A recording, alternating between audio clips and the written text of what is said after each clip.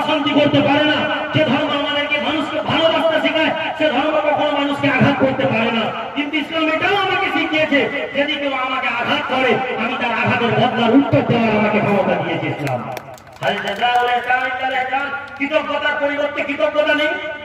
বিগত 5 বছর 7 বছরে একটা দুটো করে 200-র উপরে মুসলমান ছেলে মরেছে, একটা কারো বিচার হয়েছে ভারতবর্ষে? সংবিধান মানার দায়িত্ব শুধু মুসলমানের। অশান্তি হলে হবে না, অশান্তি করে ধরে রাখতে হবে, শুধু মুসলমান করবে। তুমি মারছো, প্রশাসন দেখছে, তারপরে বলছো গন্ডগোল করা যাবে না, বিজেপি এসে যাবে, বিজেপি এসে যাবে। মুসলমানকে একদিকে মারা হচ্ছে আর বলছে বিজেপি এসে যাবে। কিসের বিজেপি ভাই? কিসের বিজেপি? 8টা বিজেপি এসে গিয়ে বসে আছে এমপিতে। মুসলমানরা তো কেউ ভোট দেয়নি, মুসলমানরা তো কোনো পার্টি দেয়নি, কোন মুসলমানের পার্টি তো আসেনি। যদি মুসলমানরা রাজনীতিতে অংশগ্রহণ না করে তারপরে যদি 8টা এমপি তৈরি হয়, তাহলে কেন মুসলমানরা তাদের কথা বুঝবেনি? কেন আমরা দিদিকে বলতে পারবো না দিদি আগামী বিধানসভায় আমাদের 30টা এমএলএ লাগবে, যদি আপনি না দেন তাহলে আমরা আমাদের এমএলএ তৈরি করে দিব? কেন আমরা বলতে পারবো?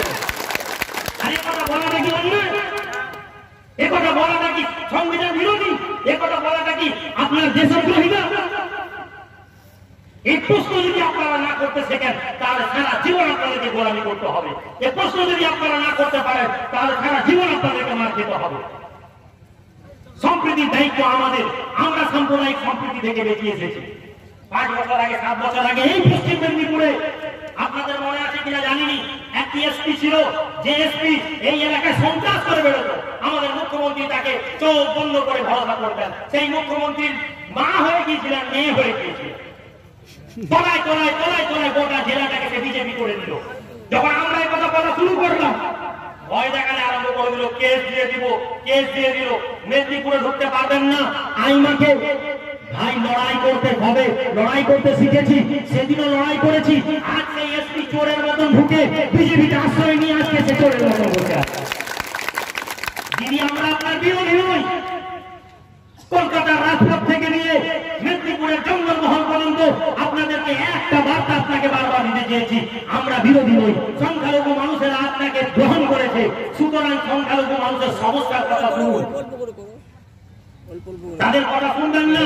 যারা নিজেদের প্রতি পাঠানোর জন্য দিদি জিন্দাবাদ বলে, আমরা দিদি জিন্দাবাদ বলতে পারি না। কিন্তু আপনি যদি লক্ষ্য করেন দেখবেন এই ইমাম সাহেব, এই মৌলানা সাহেব আপনার এলাকার ভোট করে এরাই বাঁচিয়ে রেখেছে। সুতরাং সংখ্যালঘু মানুষদের নেতাদেরকে আপনি গুরুত্ব দিন।